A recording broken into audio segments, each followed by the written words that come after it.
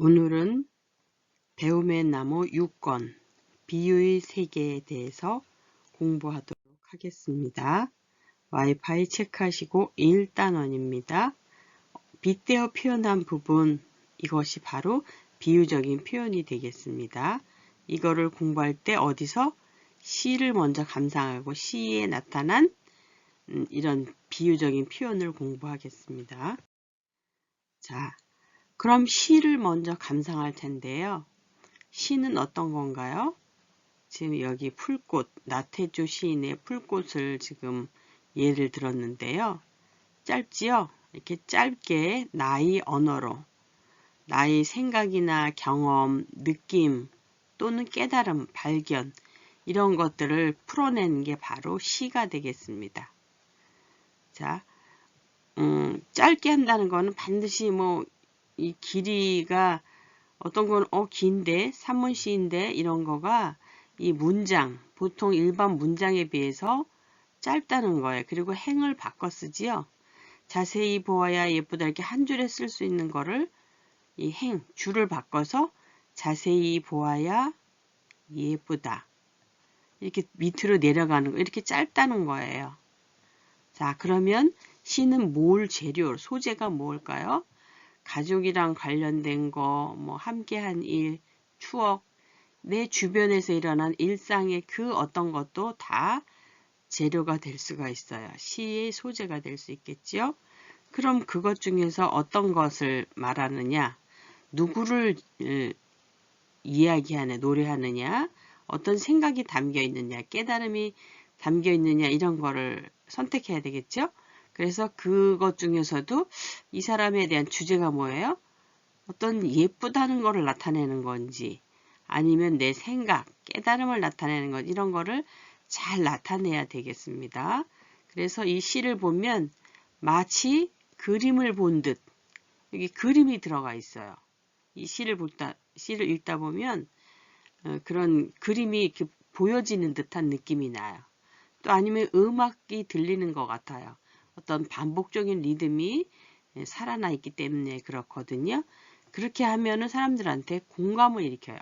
감동을 일으켜요. 그래서 이런 거를 사용할 때는 어떤 시각, 눈으로 보는 듯한 마치 그림이 그려져 있는 것 같은 아니면 어떤 시는 색채가 보여요. 푸른색, 초록색 여러 다양하겠죠? 아니면 꽃 이렇게 그런 어떤 색채가 느껴지는 것가 있어요. 시각적인 느낌으로 표현할 때 그래요.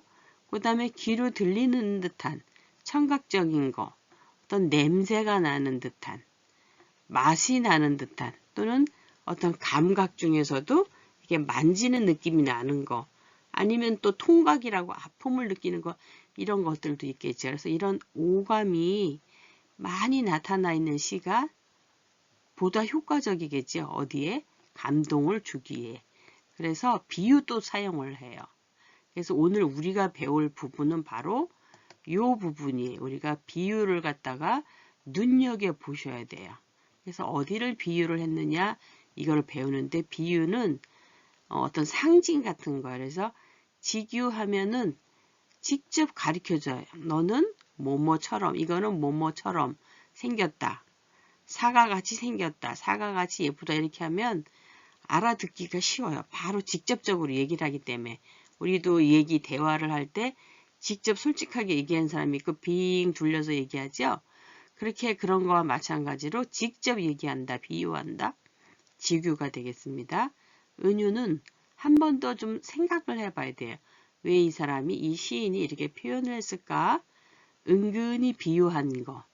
이런 거는 주로 A는 B, 이것은 무엇이다. 이런 형태로 돼요. 이런 게 은유예요. 그 다음에 활유는 생명력이 없는 건데 생명이 있게 뭔가가 움직이게끔 하는 거 이런 거예요. 그래서 우리가 물고기 활어라 그러면은 생선이 막 펄떡펄떡 뛰는 느낌이 나는 그런 거를 활어라 그러잖아요. 저기 노량진 시장에 가서 활어를 사러 갔어요. 하듯이 생명력 있게 표현하는 게 화류예요. 그 다음에 그 중에서도 마치 사람, 화류 중에서도 사람이 뭔가를 하는 것처럼 표현하면 의인법이라고 그래요. 그래서 이러한 비유들을 오늘 배우게 될 것입니다. 자, 그 다음에 시에는 뭐가 있냐면 행과 연이 있어요. 행이라고 하면 어떤 줄을 말해요. 자세히 보아야 예쁘다 할 때 두 줄이죠? 이런 걸 행이라고 그래, 행. 근데 연이 있어요, 연. 연은 뭐예요? 이렇게, 이게 잘 안 보이겠군요. 요렇게, 요게 한 연이에요. 요렇게. 자세히 보아야 요렇게, 요런 건 한 줄을 행이라고 그러고요. 이렇게 덩어리, 여기 생각의 덩어리라고 그랬죠? 요런 거를 연이라고 그래. 시에는 이 사람은 이렇게 하나만 해도 되는데 이 3년으로 된 시를 썼어요. 이거 하나로 부족해. 그러면 좀 더 연을 더 늘릴 수가 있겠죠? 그래서 이럴 경우에는 이걸 연이라고 그래요. 그 다음에 여기 가만히 보면 예쁘다, 사랑스럽다, 그렇다 이렇게 반복되는 말들이 있어요. 이런 경우에는 뭐뭐하다, 뭐뭐하다, 뭐뭐하다. 열려 있으면서도 어떤 리듬이 느껴지는 거예요. 그 다음에 여기 뭐뭐 보아야, 보아야 이런 말들이 있어요. 이런 것도 반복되죠? 이렇게 반복되는 경우에는 리듬이 느껴져요. 운율.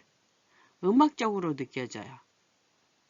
그냥 다르게 쓰는 것보다 똑같은 말이 반복되면 좀 더 리드미컬하게 이렇게 뭔가 흐르는 느낌이 나죠. 이렇게 부드럽게 뭔가 반복돼. 그러니까 음악적인 느낌이 나는 거예요. 그 다음에 읽고 나서 뭔가 그래 참 감동적이야. 정말 그런 거 이렇게 여운을 주는 거. 뭉클함, 감동 이런 것들을 좋아야지 좋은 시예요. 어렵게 쓴다고 좋은 시가 아니에요. 그 다음에 제목은 참신하게 끄덕끄덕 역시 제목이 이 주제를 잘 나타내고 있구나. 이런 거를 쓸 수가 있어야 되겠죠. 그 다음에 우리 성인문의 학습자들 시화전 그려서 많이 하지요. 물론 백일장 같은 데는 작품만 내지만 우리 시화전을 해요. 시를 좀 더 옆에다 그림을 그려서 다른 사람들로 하여금 더 시각적으로나 또 감동적으로 이렇게 시를 이해할 수 있게 하는 거. 뭐 내용의 이해를 돕게 할 수도 있고 장식적으로 꾸밀 수도 있어요. 그 다음에 그럼 이런 시를 왜 써요? 어렵고 잘 이해하기도 힘든데 이거를 읽고 나거나 만들고 나면 어때요? 이 시를 내가 시인이 돼서 썼어요. 그러면 내가 나중에 읽어볼 때는 이렇게 간략하게 함축적으로 짧게 이런 걸 함축적이라 그러죠. 이게 좀 어려움 한자어라서 좀 어려운데요. 이렇게 해놓고 보면은 내가 고심고심해 썼는데 내가 쓴 시지만 참 잘 썼어. 뿌듯한 마음이 들어요. 진짜 내 마음을 담아서 이렇게 썼구나. 나의 생각과 경험, 느낌 이런 것들을 어떤 대상을 보고 썼어요. 그럼 뿌듯하겠죠? 그리고 또 다른 사람들이 이걸 읽음으로 인해서 치료가 되기도 해요. 치유, 힐링 이런 거 많이 하죠. 이렇기 때문에 우리 성인문의 시화전에서는 바로 이런 거를 해마다 문해의 학습, 문해의 달에 이런 걸 하고 있어요. 우리가 지금 비유를 배우고 있는데 이런 걸 하겠다 이거죠. 자, 옆에 풀꽃을 다시 한번 보겠습니다. 풀꽃, 잡초 이런 건 흔히 발밑에서 별로 사람들 눈에 주목받지 않고 지나가는 그런 하나의 그 생물일 수 있어요.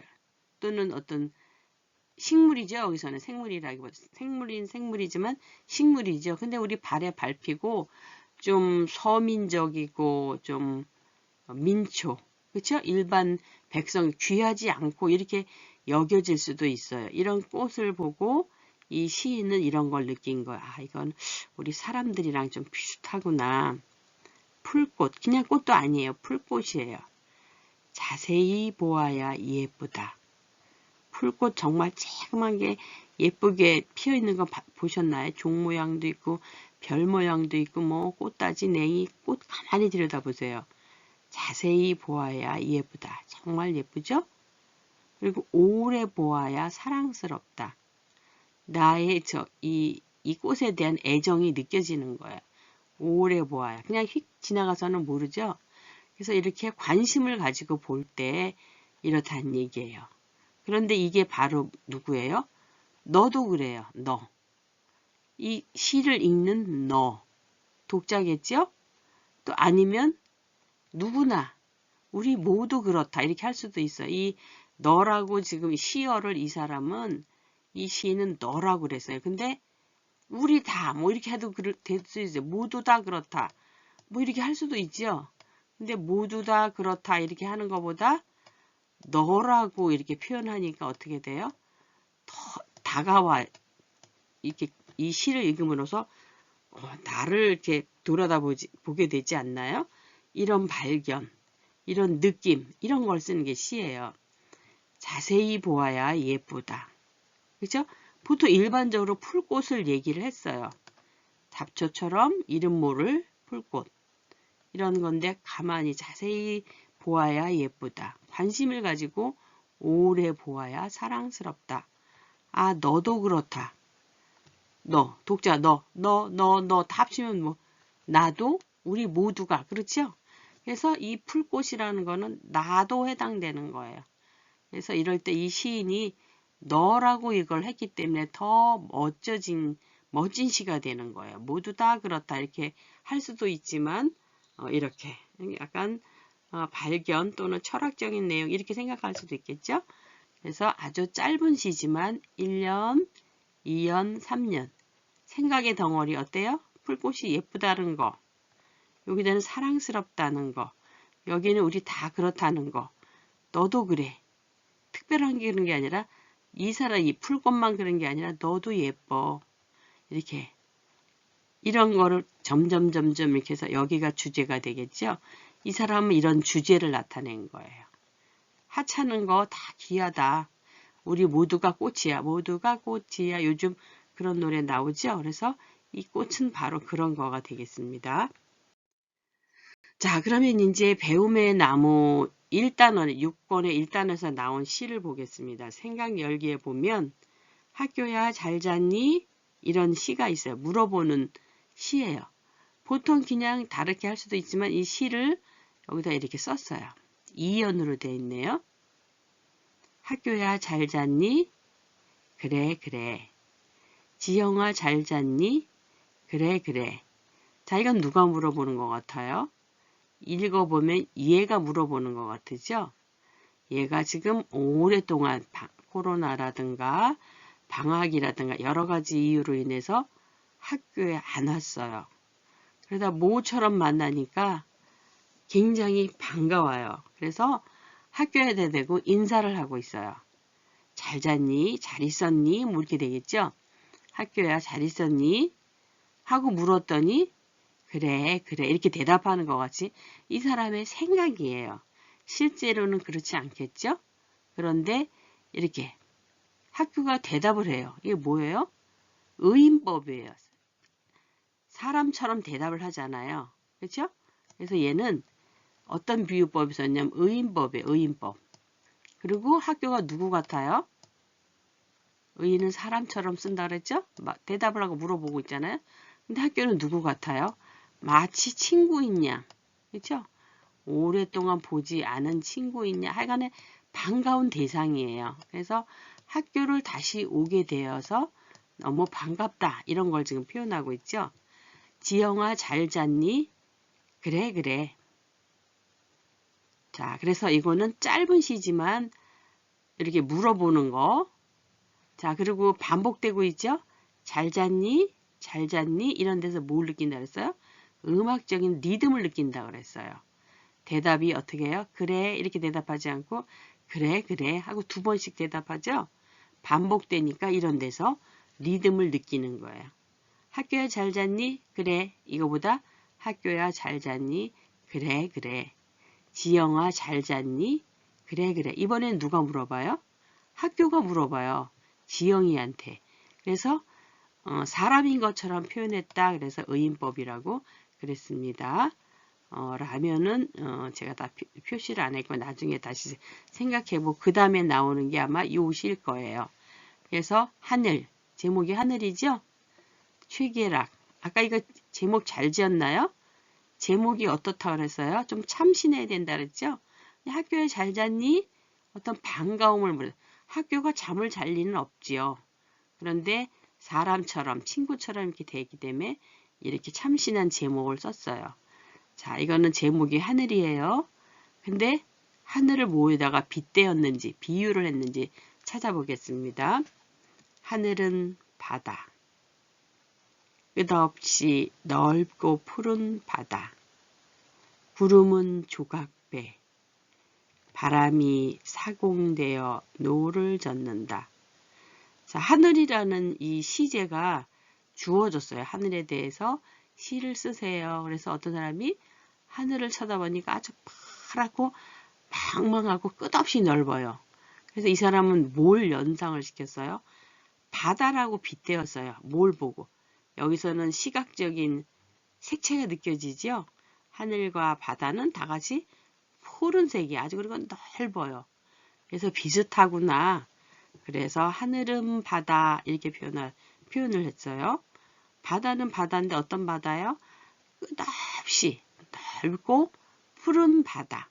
점점 더 이게 더 강조를 하고 있죠. 이런 거가 심층적으로 점점 이 바다를 이렇게 푸르다는 걸 표현하는 거예요. 근데 거기에 뭐가 지나가요? 구름이 이 하늘과 같은 이 푸른 바다와 같은 하늘에 구름이 둥실둥실 떠가고 있어요.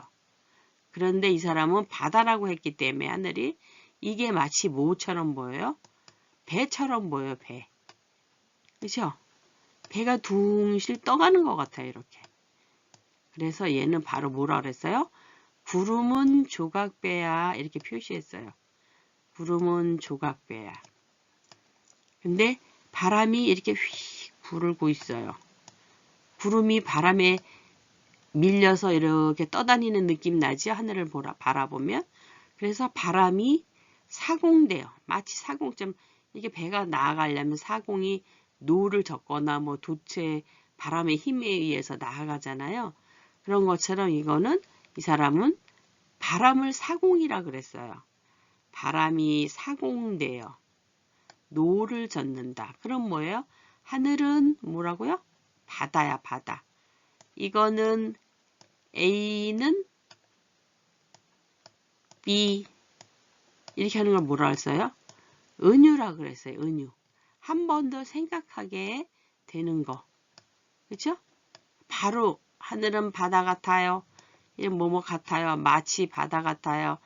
이렇게 하면 직접 알려주지만 얘는 한 번 더 생각해 보는 거. 끝없이 넓고 푸른 바다. 이걸 한 번 더 강조해서 표현한 거. 1년을 2년에서 더 강조를 했죠. 그 다음에 구름은 조각배. 이번에는 뭐가 저기예요? 구름이 조각배예요. 그래서 여기 빗대서 표현했죠. 구름을 배라고 표현을 했어요. 얘도 은유지요. 그 다음에 바람은 사공. 바람이 사공되어. 이것도 마찬가지죠. 바람이 사공. 바람은 사공되어 노를 젓는다. 그렇죠? 그래서 이 하늘을 바라보면서 바다를 연상작용. 어떤 푸른 느낌이 나고 그림이 이렇게 그려지나요? 푸른 하늘에 구름이 둥실 떠가는 그런 느낌이 그려져요. 그래서 이거는 시각적인 느낌 이런 게 많이 있어요. 그리고 빗대어 표현한 게 바다, 조각배, 사공은 다 뭐예요? 바다는 하늘을 표현했고 조각배는 구름을 표현했고 사공은 바람을 표현했어요. 은유법이 되겠죠? 그렇죠? 은유법이 되겠습니다. 이번에는 느티나무 볼까요? 자, 느티나무는 여름에 아주 그늘을 크게 만들어서 그 마을 어귀에 정자라든가 또는 이렇게 있어서 사람들이 쉼터가 되는 곳이잖아요. 근데 이 느티나무는 운동장에 있어요. 자, 볼까요? 운동장 느티나무. 말없이 서 있다가 구슬땀 닦아주는 손수건도 되었다가 신선한 바람 주는 부채도 되었다가 자장자장 낮잠 재워주는 엄마도 되었다가. 자, 이거는 느티나무를 지금 보고 시를 쓴 거예요. 시제가 이 느티나무 아니면 뭐 또 다른 거를 줬는데 이 사람이 느티나무를 생각하고 쓴 거예요. 자, 운동장 느티나무. 이거는 운동장에 있는 느티나무예요. 평소에는 말없이 서 있다가 이 사람이 나무를 이렇게 보니까 말없이 서 있어요. 그런데 아이들이 막 운동장에서 뛰놀거나 체육 수업을 하고 나서 이 나무 밑으로 다 오겠지요. 그러면 뭔가 시원한 느낌이 나요. 그래서 느티나무가 마치 손수건이 된 것 같아요. 그래서 손수건이 되어 구슬땀을 닦아주는 거. 그래서 이렇게 표현을 했어요. 구슬땀 닦아주는 손수건도 되었다가. 누가 손수건이 된 거예요? 느티나무예요. 느티나무는 손수건이야. 구슬땀을 닦아주는 거니까, 닦아주는 것 같이 느껴지니까, 뭐 이렇게 얘기를 할 수도 있겠죠? 그 다음에, 신선한 바람 주는 부채도 되었다가, 이 나무 밑에 오면 아주 시원해져요. 그래서 마치 부채질을 하는 느낌이 나요. 바람이 나무 밑이니까 굉장히 그늘지고 시원하겠죠? 그래서 부채가 생각이 났어요. 느티나무가 한다고 생각하는 거예요. 느티나무는 부채다. 왜냐하면 신선한 바람을 주니까. 이렇게 되죠? 얘도 역시 은유법이 되겠네요. 뭐뭐처럼 같이 듯이 이런 게 없잖아요. 바로 이렇게 좀 얘보다 조금 더 나아간 거. 하늘은 바다, 구름은 조각배. 이건 은유라는 게 얼른 팍 들어오지만 여기 같은 경우는 이렇게 뒤에 다른 표현들이 붙었지만 얘도 은유예요. 느티나무는 손수건이야. 느티나무는 부채야. 그런데 또 느티나무 이렇게 시원하고 하니까 거기 있으면 잠이 소로로 오지요. 그래서 자장자장 낮잠 재워주는 엄마도 되었다가 느티나무는 엄마 같기도 해요. 잠이 오니까요. 나무 밑에 가 있으면은요. 그래서 느티나무, 운동장 느티나무, 말없이 서 있다가 구슬땀 닦아주는 손수건도 되었다가 신선한 바람 주는 부채도 되었다가 자장자장 낮잠 재워주는 엄마도 되었다가 자, 얘도 마찬가지로 아까 대표적으로 보이는 게 어떤 거라 그랬어요? 은유라 그랬어요. 느티나무는 뭐다. 은유법이 쓰였네요. 근데 또 여기서 눈여겨볼 거는 지금 어떻게 해요? 사람처럼 이렇게 서 있다가 나무도 물론 서 있어요. 그런데 뒤에 보면 손수건으로 구슬땀을 닦아줘요. 또 바람도 부채질도 해줘요. 또 낮잠도 데워줘요. 그러니까 의인법도 좀 들어가 있을 수 있어요. 지금 사람이 역할을 하고 있죠. 이 느티나무가 의인법도 될 수가 있어요. 아니면 어떤 살아있는 느낌, 그렇죠? 화류같이 그런 느낌이 나요. 느티나무는 사실 나무니까 별로 움직임이 없는데 이렇게 느껴지는 거예요. 자, 그 다음에 여기 보면 반복적인 리듬이 느껴지나요? 리듬. 운율 어디 있어요? 서 있다가 반복되는 거는 소리가 계속 반복된다는 거죠. 그래서 서 있다가 모두 되었다가 모두 되었다가 모두 되었 반복적으로 다가 이렇게 되죠. 말없이 서 있다가 손수건도 되었다가 부채도 되었다가 엄마도 되었다. 이런 운율을 맞춰서 지금 이렇게 써준 거예요. 처음부터 이렇게 나오진 않았겠죠. 시를 다듬고 하다 보니까 이렇게 운율을 맞춰서 멋진 시가 되었어요. 얘도 어떤 시각적인 느낌이 나죠. 운동장에서 아이들이 확짝확짝 뛰돌고 나무 밑에 가서 이렇게 쉬고 있는 그런 그림이 그려져요. 그렇죠? 이런 이미지, 영상이 느껴지고요. 또 이런데 자장자장 이런 건 어떻게 느껴져요? 소리가 나죠? 또 아니면 이렇게 토닥토닥 재워주는 느낌이 나죠? 그래서 이런 것도 시에서 많이 표현할 수 있어요. 의성어, 의태어 이런 거. 이거는 소리겠죠? 자장, 자장, 자장 이렇게 반복되는 소리가 있으면 더 좋으려고요. 청각적인 느낌이 나네요. 어떤 시각적으로 그림이 딱 그려지면서도 청각적인 느낌이 난다. 이런 거를 공감각 두 가지 이런 느낌이 나게끔 표현하기 때문에 사람들이 참 잘 쓴 시네. 제목은 그냥 느티나무예요. 뭐 엄마 뭐 할 수는 없잖아요. 그러니까 느티나무 그대로 썼어요. 여기는 그대로 하늘이에요. 근데 여기는 학교에 잘 잤니? 이렇게 썼어요. 제목을 이렇게 뽑는 것도 참신한 제목을 써야 된다 했기 때문에 뽑는 것도 굉장히 중요하겠죠. 자, 그 다음에 그리고 이제 이런 거는 잘 못 쓸 수가 있어요. 우리가 이제 어제 5월 10일인가 그제인가 이 국가평생교육진흥원에서 그 시화전을 하겠다는 거가 나왔어요. 모네의 달에 봄이라는 주제로 하겠다 그러면 학습자님들이 우선 봄이라는 걸 연상작용을 해야 되겠죠. 그래서 마인드맵이라고 그러죠. 보면 어떤 느낌이 있느냐 이런 다양한 걸 만들어 봐요. 그러면 여기처럼 얘가 봄이라면 얘가 봄이면 봄은 어때요? 뭐 따뜻해요? 새싹이 나요? 여러 가지 하죠. 그러면 이제 선생님이 이런 거를 고쳐주시는 거예요. 이 사람이 나는 에어컨도 되었다가 이렇게 쓸래요? 이렇게 했는데 보면 이 느티나무 이 아래에는 에어컨이 있을 수가 없잖아요. 그리고 부채가 훨씬 이 시어를 선택할 때 훨씬 좋잖아요. 그럼 선생님이 이런 걸 고쳐줄 수가 있어요. 선풍기 이렇게 했는데 부채도 되었다가 이렇게 뭐 고쳐주고요. 그 다음에 이런 거는 운율을 잘 못 맞히는 경우가 있어요. 학생들이요. 그러면은 선생님이 이거를 서 있다 이런 거를 있다 이런 거를 도와줄 수가 있겠죠. 그래서 선생님이 이게 도와주는 거를 너무 부정적으로 선생님이 다 해준 거잖아요. 이렇게 하시지 않으셔도 돼요. 왜냐하면 그 시에 대한 그 느낌이라든가 이 발상이라든가 생각 이런 거는 학습자님들의 것이에요. 단지 선생님은 시의 형식에 맞게 이런 것들을 다듬어 줄 수가 있어요. 그래서 어머님들께서 선생님이 좀 도와주셨다고 해갖고 이거는 저 사람 시가 아니야 이렇게 하지 못해요. 그 사람이 시예요. 그래서 누구나 다 이렇게 시를 만드는 거에 참여하면 굉장한 지난번에 얘기했죠? 왜 시를 쓰냐고요?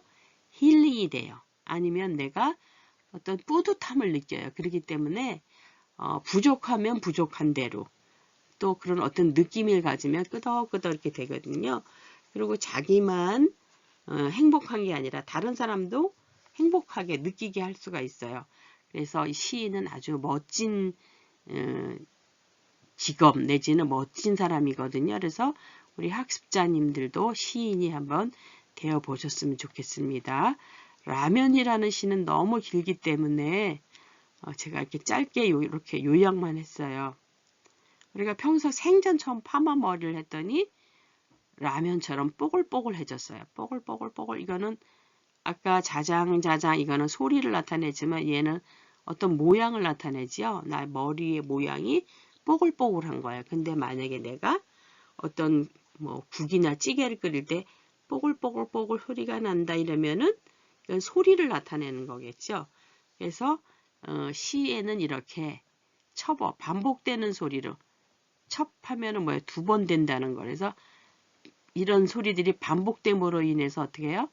더 효과적으로 리듬도 느껴지고 이러는 거예요.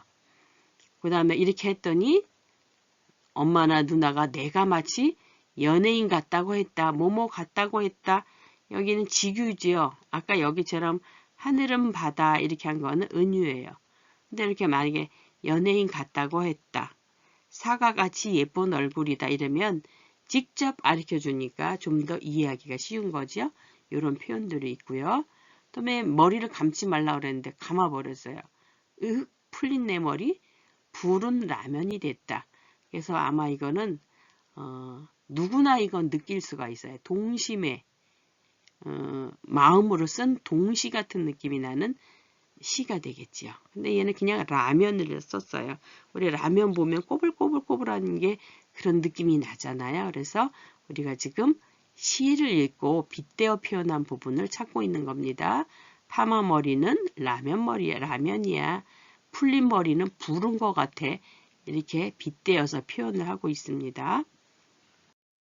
자, 이번에는 그럼 우리가 이제 한번 표현을 해보겠습니다. 아까는 다른 사람이 써놓은 시를 읽고 이렇게 했다면 우리가 빗대어서 어떻게 하지? 한번 표현을 해보겠습니다.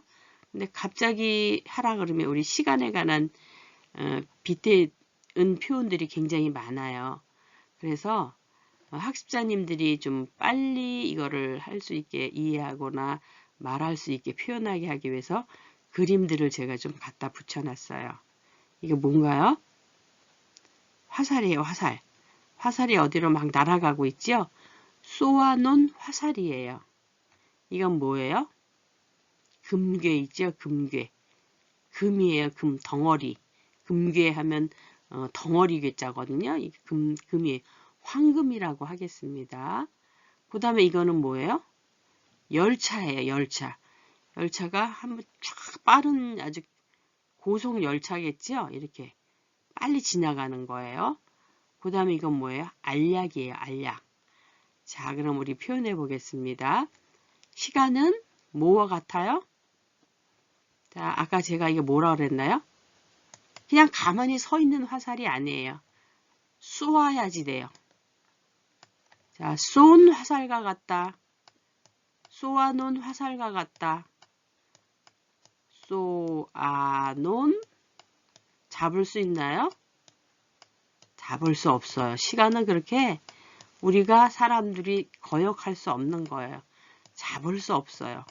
아주 빠르다. 그죠? 근데 시간은 화살이다. 쏘아놓은 화살이다. 이렇게 안 하고 같다 그랬으니까 바로 직접적으로 가르쳐 주는 거예요. 이해하기가 쉽겠죠. 또 시간은 뭐야? 이거는 황금이다. 시간이 황금이야. 이건 뭐예요? 시간은 아주 황금은 보통 귀한 거지요. 비싸게 쳐주잖아요. 황금이다 이런 건 뭐예요? 시간은 아주 중요한 거니까 지금 허투루 허비하지 말아라. 한 시간도 아껴서 뭔가 너의 발전에 도움이 되는 일을 하라. 이런 거를 하지요. 그래서 그냥 허송세월을 하는 사람한테 시간은 황금이야. 이렇게 말을 해요. 그 다음에 요거는 뭐예요? 고속열차다. 만약에 그랬어요. 고속열차. 자, 이거는 뭐예요? 빨리 가는 열차니까 쏘아난 화살이랑 비슷하지요? 그죠? 아주 빠르다는 거예요. 근데 여기서는 은유법을 썼죠. 뭐뭐 같다 하니까 고속열차다. 이렇게 되겠죠? 시간은 또 이건 뭐예요? 약이다. 굳이 알약이라고 안 해도 돼요. 시간은 약이다. 그럼 이런 거 언제 쓰나요? 뭐 시련을 당했거나 실패를 했거나 그래서 내가 좌절을 당했을 때 이것도 지나가면 다 괜찮아질 거야. 이렇게 말하죠. 그럴 때 어떤 치유가 된다는 걸 말하는 거예요. 시간이 아주 빨라서 우리가 잡을 수가 없어요. 시간을 잡을 수가 없어. 날아가는 화살을 우리가 쏘아놓은 화살을 어떻게 잡겠어요. 그래서 세월은 덧없이 지금 막 흘러가요. 그런데 시간을 아껴 쓰지 않는 사람이 있어요. 그런 사람한테는 시간은 황금이야. 아껴 써. 귀한 거야. 이렇게 말하죠. 그 다음에 시간이 고속열차야. 아니면 한번 가면 오지 않아. 고속열차는 다시 오지 않아요. 우리 인생은 한 번만 가는 거지 되돌아오지 않잖아요. 회춘 뭐 이런 거 없잖아요. 물론 의학적으로 뭐 아니면 수술로 뭐 할 수도 있지만 그건 근본적으로 돌아오는 게 아니잖아요. 그렇기 때문에 이거는 시간은 고속열차야. 편도열차 이렇게 말할 수가 있고요. 시간은 약이다. 이거는 너의 상처라든가 어떤 실패 이런 것을 딛고 일어나갈 수 있는 시간이 지나야지 돼. 이런 의미에서 말하는 거겠죠. 그래서 이렇게 비유를 다양하게 할 수가 있습니다. 하나의 시간이라는 거에 대한 비유가 작가나 어떤 쓰임새에 따라서 달라진다. 이런 걸 보여주는 거겠죠. 자, 그럼 이번에는 또 좀 더 쉽게 여기 더하기 책에 나와 있는 걸 가지고 하겠습니다. 이런 그림을 주어졌어요. 그런데 사과, 앵두, 검정콩이라고 이 낱말도 주어져 있어요. 자, 이 사람 이렇게 표현했습니다. 라면 같은 머리. 아까 우리 뽀글뽀글뽀글 있었죠? 그래서 또 팔자 같은 눈썹. 8팔자 이렇게 생겼잖아요. 한자로. 팔자 같은 눈썹. 보름달 같은 얼굴. 뭐뭐 같은 직접 가르쳐주는 지교법이죠. 자, 그런데 요 단어를 주고 써보게 했어요. 눈이 어떻게 생겼어요? 검게 생겼죠? 그래서 검정콩 같은 눈. 그 다음에 이거는 볼하고 입술이 있어요. 볼도 볼그레하게 이렇게 붉게 있고 입술도 있죠. 사과하고 앵두는 둘 다 붉은 개념이랑 똑같아요. 그런데 어떤 게 더 작나요? 입술이 더 작지요. 그래서 앵두 같은 입술 그리지 앵두 같은 뺨, 볼 이렇게 말 안 하잖아요. 그래서 사과 같은 볼, 앵두 같은 입술 되셨나요? 제가 굳이 쓰지 않아도 여기 알겠죠? 사과는 뭐라고요? 볼이에요. 볼. 여기 볼. 앵두는 입술. 앵두 같은 입술이에요. 그 다음에 검정콩 같은 눈이죠? 어디서 봤어요? 지금 이 그림에서 본 거예요. 그림에서. 요 이미지를 그림을 보면서 빗대어 표현해 봅시다. 연습을 하고 있는 거예요. 우리가 시를 쓰거나 이럴 때 이렇게 하는구나 하는 거를 배우고 있는 거예요. 자, 이번에는 오른쪽을 보겠습니다. 빗대어 표현한 거를 낱말을 네모 안에 쓰는데 이것도 갑자기 하라 그러면 잘 모르시죠? 학습자님들이 많이 연습이 된 게 아니기 때문에 몰라서 이렇게 칸을 한 칸 주고 두 칸, 세 칸, 네 칸 이렇게 주고 또 그래도 생각이 안 나요. 그래서 그림까지 주어졌어요. 내 마음은 이거 그림이 뭐예요? 창이죠? 창. 한 글자에 창. 내 마음은 창이요 하면 창은 어떤 느낌이 나나요? 열면 돼요. 열면 저 사람이랑 나랑 통해요. 안과 밖이 통하지요. 그래서 내 마음은 창이요. 언제든지 열 수 있어요. 또 닫을 수도 있어요. 내가 저 사람하고 좀 가까이 하지 않으면 이렇게 닫을 수도 있지요. 그래서 내가 어떤 자세로 있느냐, 마음을 여느냐 닫느냐에 따라서 창이 될 수 있어요. 이런 건 은유네요. 내 마음은 이건 뭐예요? 이거 호수예요. 호수. 내 마음은 아주 넓고 잔잔하고 호수예요. 깊고 넓고 자 그대여 노죠. 이런 말이죠. 우리 가곡에 있어. 내 마음은 호수요. 그대 노죠. 이렇게 할 때 호수라는 거. 내 마음은 이렇게 넓고 크고 잔잔하니까 그대 노를 저어 오기만 하면 됩니다. 조금 전에 본 시가 하늘에서 뭐가 노를 저었어요? 구름이 마치 조각배 같은데 거기 바람이 이렇게 왔다 갔다 하는 거가 사공처럼 보였죠? 여기서는 호수. 내 마음이 호수예요. 자, 그 다음에 요거는 세 번째 그림 좀 보세요. 이 김삿갓 무슨 삿갓 쓰고 방랑자 같겠죠? 그래서 여기는 어떤 단어들을 쓰면 좋을까요? 내 마음은 어떤 말이요? 비슷한 말. 나그네 이렇게 해도 되죠? 나그네. 내 마음은 나그네요. 세 글자를 맞추면 돼요. 아니면 또 다르게 말할 수 있는 사람도 있겠죠? 내 마음은 방랑자요. 방랑자요. 방랑자요. 또 아니면 방랑자, 떠돌이 이런 거 있죠? 근데 내가 제일 맞는 거를 쓰는 거야. 이 시인이 선택을 하는 거예요. 나는 나그네라는 말을 나는 쓰겠어. 이 시의 연결상 나그네가 더 멋진 걸? 그럼 나그네가 더 어울리게 쓰는 거야. 아까 선풍기를 쓰느냐, 에어컨, 부채 이런 것처럼 자기가 쓰는 거야. 아니면 난 방랑자야. 여기저기 왔다 갔다 하는 거 있죠? 그 다음에 떠돌이야. 다 비슷한데 그 상황에 맞춰서 쓰는 거예요. 우리는 지금 여기서 나그네를 하겠어요. 다 어떤 이미지, 어떤 걸 빗댄 것 같아요? 어디에 마음을 두지 않고 떠돌아다니는 거. 그쵸? 정착하지 않은 사람을 나그네라고 그래요. 그래서 마음이 어떻게 돼요? 딱 한 곳에 정해져 있는 게 아니라 이리저리 배회하고 뭐 이러는 거죠. 한편으로는 달건한 사람일 수도 있고 한편으로는 허전한 사람일 수도 있어요. 자, 어떤 사람이냐는 그 시에 대한 내용에 따라서 달라지겠죠. 자, 4번 보겠습니다. 내 마음은 여기서는 뭐예요, 지금? 이 꽃 이름이 뭐예요? 코스모스죠? 그래서 이거 어때요? 했더니 아주 아름다워요. 이렇게 한 사람도 있고 내 마음은 코스모스 뭐에다 비유한 것 같아요? 그러면은 또 꽃이 막 어지러이 이런저런 꽃들이 있죠. 하얀 꽃도 있고 뭐 분홍 또 좀 약간 보라 자주 뭐 이런 게 다양한 색이 있으니까 뭔가 혼돈스러울 수도 있어요.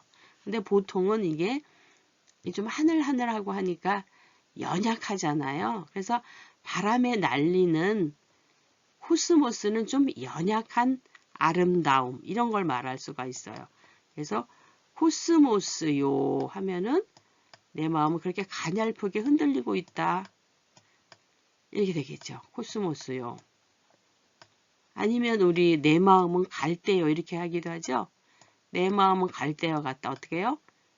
흔들려요. 이 사람이 이렇게 말하면 이렇게 말. 그래서 여자의 마음은 갈대와 같고 이런 노래도 이제 노래가 다 그 시어예요. 그런 것들이 많이 따서 많이 상징들을 많이 쓰거든요. 그래서 이 코스모스는 그 사람의 시인의 생각에 따라서 달라진다 이런 걸 지금 보고 있고요.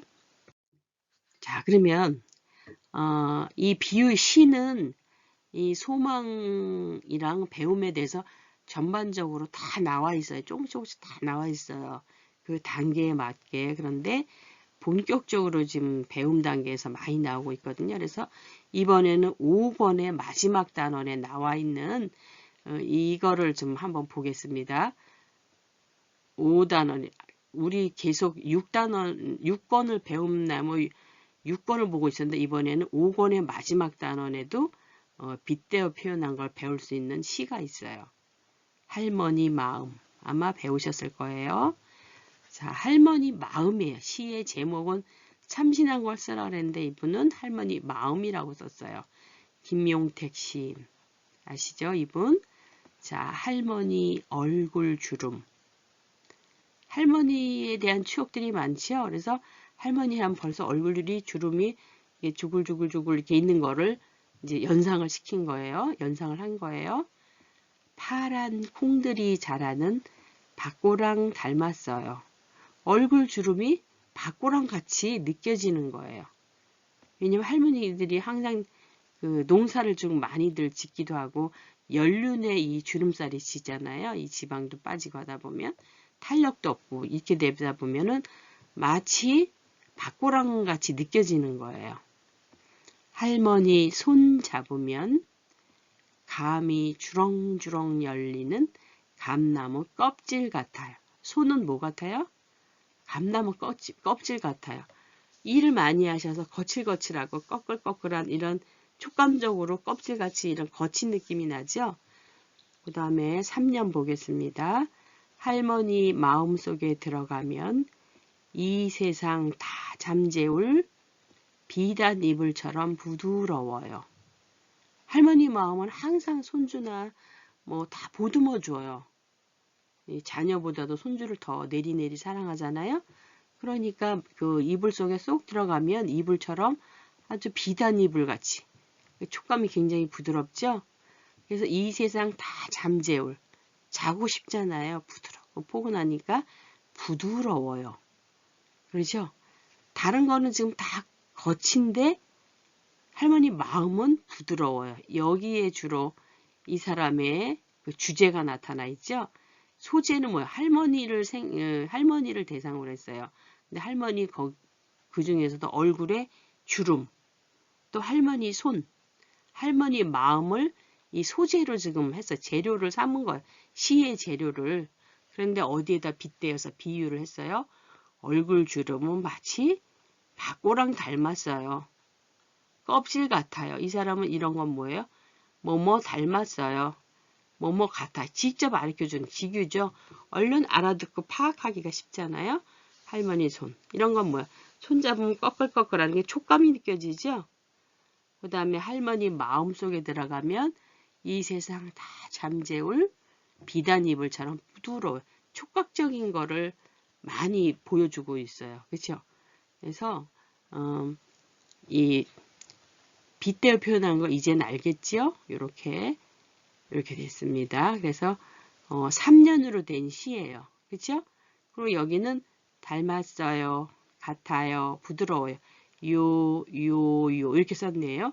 이게 반복적인 리듬이에요. 그 다음에 여기는 자라는, 열리는, 여기는 잠재울 이렇게 됐지만 이런 것도 되죠.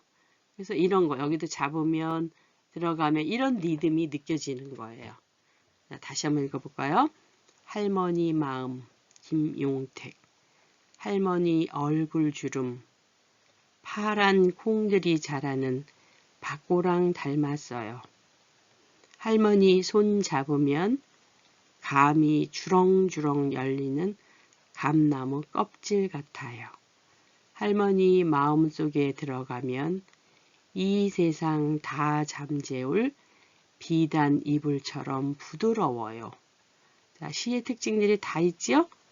연과 행과 뭐 또 어떤 비유, 빗대어 센 표현 이런 것들이 다 들어가 있어요. 그리고 이 주제는 이 제목이랑 연관이 되어 있어요. 그래서 다 대상으로 했지만 할머니 마음 꺼끌꺼끌하지 않아요. 아주 부드러워요. 그래서 제목을 할머니 마음을 갖다 썼어요. 자, 그러면 이번에는 워크북에 나와 있는 빗대어 표현한 걸 찾아보세요. 이랬어요. 자, 이 칸도 족보이 저기기 때문에 줄 긋기를 하겠습니다. 내 마음은 호수요. 아까 있었죠? 내 마음 호수요. 이런 거 이거는 이거야. A는 B야. 이런 건 뭐예요? 은유법이에요. 내 마음은 왜 호수지? 잔잔하고 넓고 뭐 고요하고 뭐 이런 거를 나타내는 거죠. 아기는 천사야. 이번에는 뭐예요? 아기가 천사예요. 아기가 천사예요. 그래서 여기서도 아기는 천사. 여기가 화살표가 이렇게 되겠죠? 아니면 는 이렇게 되겠죠? 은유예요. 아기가 잠자는 모습 보세요. 얼마나 천진난만해요. 눈망울 보세요. 그래서 아기는 천사야. 느껴지지요? 어린이는 새싹이다. 새싹. 자라나는 희망이죠? 어린이도 희망인가요? 아주 순수한 모든 거를 시작하는 그런 느낌이잖아요. 우리가 인간의 단계에서 어린이, 아이, 청소년, 장년, 노년 이렇게 가듯이 뭔가가 처음 시작되는 그 싹, 희망 이런 게 새싹이라고 그러죠. 새싹반 뭐 이렇게 하는 거 있잖아요. 새싹이에요. 너희 눈동자는 별이야. 그만큼 초롱초롱하고 별처럼 밝게 빛난다는 거예요. 아주 흐리멍덩한 게 아니라 뭔가 초롱초롱 이렇게 밝게 빛나는 이런 거를 표현하는 거예요. 그래서 다 여기는 은유법이 되겠습니다. 자, 이번에는 이제 칸을 여기다 써야지 돼. 여기서는 이 안에서 문장 안에서 찾는 거지만 이번에는 뒤에 요런 이미지 온순하다 보고 여기를 찾는 거예요. 뭐뭐처럼 온순하다. 온순한 게 뭐가 있나요? 순한 거. 순한 양이 돼. 양을 보통 많이 쓰지요. 그래서 양처럼 온순하다. 그래서 양이 대표적인 그 온순함의 대표 동물이에요. 우리 손자는 뭐뭐처럼 귀하지요. 아까 귀하다 그랬죠? 귀한 건 어떤 거가 있나요? 보석이 있나요? 별이 있나요? 황금이 있나요? 근데 손자니까 나는 보석처럼 귀하다. 이렇게 쓰고 싶어요. 황금처럼 보다는 보석이 더 멋진 것 같아요. 그러면 내가 보석을 선택하는 거예요. 보석처럼 귀하지요. 이번엔 무서운 게 있어요. 호랑이 같이 무서운 이렇게 보통 말하죠. 호랑이. 우리 동물로 이렇게 하면은 알아듣기가 쉬워요. 호랑이가 좀 이상하게 써지네요. 호랑이. 호랑이. 무서운 선생님. 그래서 호랑이 선생님. 예전에 이런 거 있었어요. 드라마인지 뭔지에. 자, 그 다음에 4번은 보겠습니다. 이거는 뭐예요? 남자는 뭐 같으고 여자는 뭐 같으고. 자, 남자는 배, 여자는 항구. 이런 노래 아시나요? 심수봉 씨가 부른 노래 있어요. 그래서 남자는 배요, 배. 여기저기 막 다니잖아요. 우리 집에서도 보면은 남자들이 더 활동적이잖아요. 돈 벌러 다니고 뭐하고. 요즘은 좀 안 그러지만 여자들은 주로 집안에 있어서 가사 일을 돌보고 그러잖아요. 그래서 남자는 배 이렇게 말하기도 해요. 여자는 항구, 여자는 갈 수가 없어요. 아니면 이렇게 배나 항구 안 말하지 않고 또 꽃과 나비 뭐 이럴 때는 뭐예요? 나비가 남자가 되겠어요. 꽃은 여자예요. 그죠? 꽃. 여자는 꽃. 근데 배와 꽃 이름 좀 이상하잖아요. 이럴 때는 꽃과 나비. 여기가 한이 부족하기 때문에 이쪽으로 나비. 남자는 나비. 여자는 꽃. 이렇게 하고 또 남자는 배. 여자는 항구. 이렇게 하죠. 여기도 칸이 좁아서 항구. 이럴 때 어떤 그 연상되는 게 비슷한 그 시어를 갖다 써야지. 여기는 배라고 그랬다. 여기는 꽃이랬다. 이렇게 하면 안 되겠죠. 짝이 맞아야 돼. 이렇게 나비와 꽃, 배와 항구. 그렇죠? 내가 어떤 걸 비유하느냐에 따라 다르겠죠. 자, 이런 거 다 은유법이죠. 여자의 마음은 뭐와 같다 그랬어요, 아까? 갈대와 같다. 이렇게 흔들려요. 근데 갈대가 뭐예요? 흔들려도 꺾이지는 않잖아요. 또 그런 경우도 있어요. 우리 생각하는 인간은 생각하는 갈대다. 생각해요. 이게 이런가? 이게 저런가? 어떤 판단을 해서 결정을 내리기까지는 이렇게 생각을 여러 번 이렇게 바꾼다는 거예요. 이런 걸 갈대라고 그래요. 갈대. 근데 갈대가 꼭 나쁜 의미만은 아니에요. 우리 포천의 길가에는 억새, 억새풀, 뭐 갈대 비슷하지 이런 풀들이 많이 있거든요. 갈대가 바람에 막 흔들리면서도 이렇게 눕히기는 하지만 꺾이지는 않는 그런 또 좋은 점도 있어요. 여자의 마음은 갈대와 같다. 좀 아무래도 현실적이기 때문에 이렇게 갈대와 같다 이렇게 표현하죠. 주로 남자들이 보는 여자들을 이렇게 말할 때 이렇게 써요. 그 다음에 학교는 나에게 무엇이에요?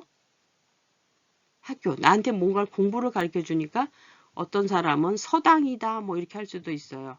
근데 학교의 기능과 서당의 기능이 같으죠?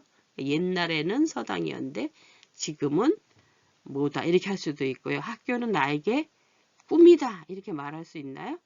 꿈이라고 말할 수도 있어요. 꿈. 학교 다님으로 해서 어떤 꿈이에요?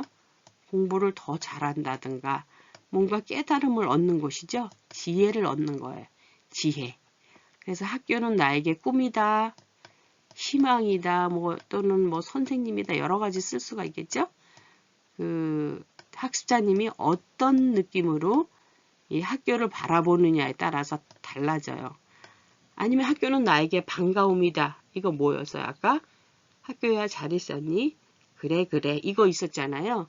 그런 것처럼 학교가 나한테 어떤 의미에서 던져주는 곳인지를 쓰시면 되겠습니다.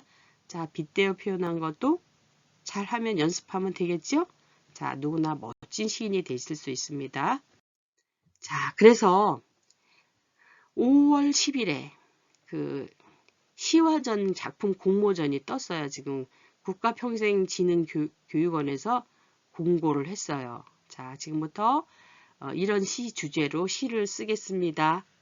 9월 8일에 이 세계 문해의 날이 있거든요. 세계 문해의 날이 있거든요. 이거를 기념해 갖고 이걸 쓰겠다는 거예요. 여기 9월 8일이니까 9월이죠. 9월. 9월 달에 문해의 달을 맞이해서 성인 학습자들한테 이런 어떤 이거를 고취시켜 갖고 성인 문해를 하는 기쁨이라든가 아니면 새로운 깨달음이라든가 이런 사회적인 인식 제고를 위해서 이런 걸 하겠다는 거예요. 그래서 매년 하고 있어요. 문해의 달 선포하고 매년 하는데 코로나 때문에 지금 이게 개방된 지 얼마 안 됐잖아요. 그래서 미리 지금 이게 뜬 것 같아요. 왜냐하면 6월 24일인가까지 이게 1차 기간에 작품을 제출을 해야 돼요. 그럼 지금부터 부지런히 시 쓰는 연습을 해야 되죠. 그렇게 해서 여기서 다시 모아서 또 각 지역 평생교육원 이런 데 7월 달에 내고 또 여기서 또 심사하고 뭐하고 9월에 하고 그러면 되게 바쁘잖아요. 그래서 제가 이 시에 대한 거를 지금 준비를 한 거예요. 그러면서 마침 하고 있는데 지금 이런 게 나왔어요. 어떤 제목이에요? 지금 주제가 뭐예요? 문해. 지금 나는 봄이다. 봄. 인생의 봄이에요. 인생의 봄. 봄은 아까 어때요? 희망 뭐 이런 거 있었죠? 또는 새싹 같은 어린이 같이 시작하는 뭔가가 있죠? 시작은 굉장히 희망적인 거예요. 근데 내가 사람마다 다를 수가 있어요. 봄에 씨앗을 뿌리는 농부와 같은 마음인지 아니면 학습을 하는 사람인지. 그래서 이런 인생의 봄, 학습의 봄을 잘 나타내 보세요. 시로서. 누구나 다 느낌이 조금씩 다르죠. 그 다음에 배우고 어떤 걸 바라봐요. 눈으로 볼 수도 있고 귀로 들을 수도 있고요. 내가 바라보면서 세상을 느끼는 거. 아까 그런 게 시라 그랬죠. 그래서 어떤 꽃을 하나 보고 내가 우리 모두가 그래. 모두가 너도 그래. 자세히 보아야 이쁘고 오래 보아야 사랑스러워. 관심을 가지는 행동. 이런 거를 바로 공모 주제로 삼았어요. 그래서 이번에는 봄이다. 늘 주제는 거의 같아요. 우리 성인문의 학습자는. 근데 요 제재, 요 소재가 되는 게 좀 다르죠. 그래서 이번에는 봄에 관한 거예요. 봄. 그래서 좋은 작품을 내셔서 이런 글도 연습하고 시인이 되시고 기쁨을 누리시기 바랍니다. 오늘 수업 마치겠습니다. 수고 많으셨습니다.